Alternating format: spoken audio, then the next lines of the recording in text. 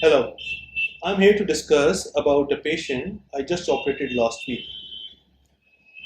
Now, this was a female, a young 26-year-old female, unmarried, but she was very socially embarrassed and had become recluse because she was suffering from big size of breasts. Now, when I say big size of breasts, these breasts were huge, and because of the weight, these breasts were also sagging. So understand, a big, huge breasts which are sagging, they don't look beautiful, are in fact socially embarrassing for these patients.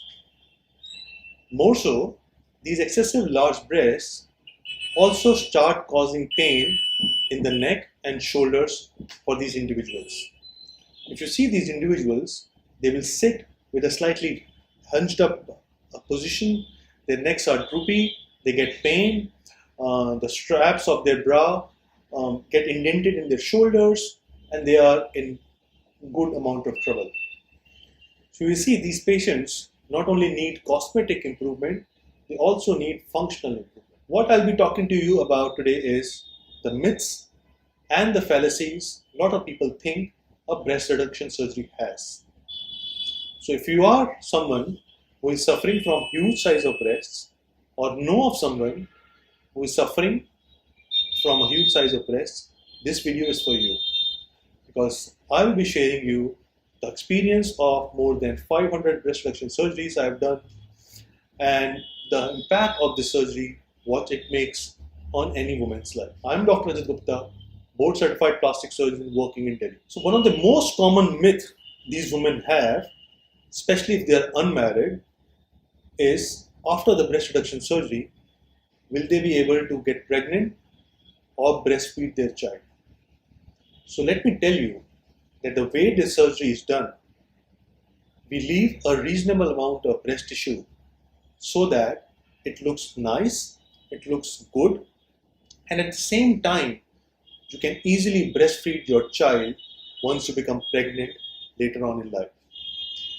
So please don't be worried and have this myth that once you have had a breast surgery, you will not be able to bear child or lactate them. Now the other myth a lot of women has, that this surgery involves a lot of scarring. Now, there is some scarring, but actually this is not much of a problem, because the more common scar is around the areola, or which is called as a periareolar scar. Now this region is actually at the confluence of a dark and a lighter skin. So this scar heals nicely and is not much visible. There is one more scar which is used in certain cases, which is called as a short vertical scar. Even this scar fades nicely over the next 7 to 8 months. So yes, of course there will be a scar, but it is not much of a problem as the healing happens, because we also advise you certain ointments to apply, and a patient can also go for a laser treatment on the scars. So in most of our cases, patients are reasonably happy with their scars and they're not much of a problem. The third myth a lot of people have, that this is a huge big surgery which needs hospitalization for days, they'll not be able to work, or they'll have some huge dressings. So let me clear this for you.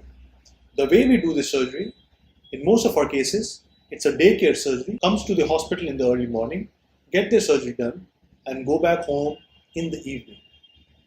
And once they go back home, they are removed all the dressings and they just wear a sports bra. Now, sports bra is asked to be worn by these patients because it keeps the breast into a shape in which we have designed on the OT table.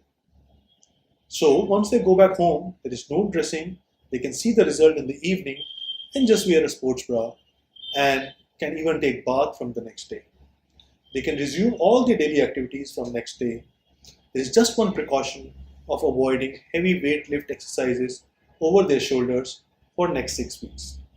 So there is no other precautions to be taken up. They can resume their daily activities absolutely from the next day. Another myth a lot of people have is that this surgery is very painful.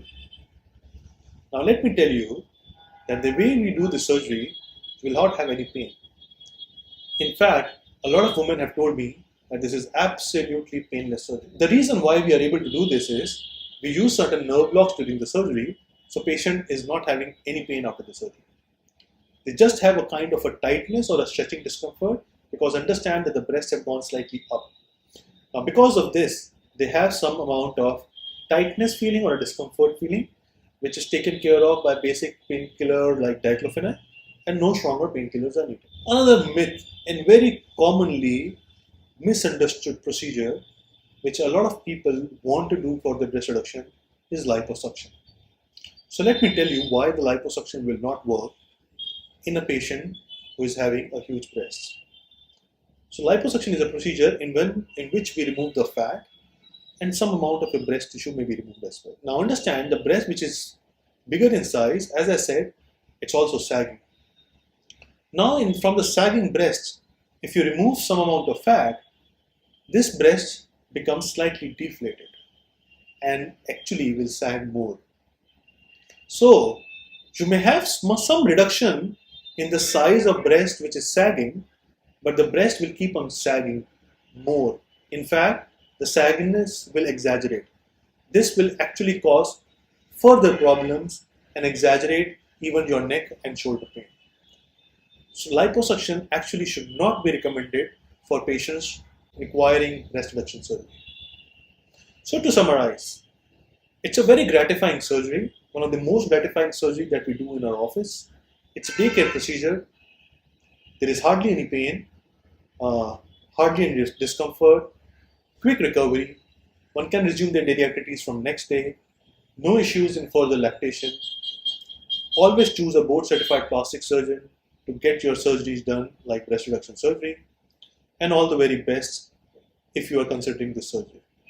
I've tried to answer most of the questions I'm asked by my patients. If you have any more questions, please write in to us and we'll be there to help you.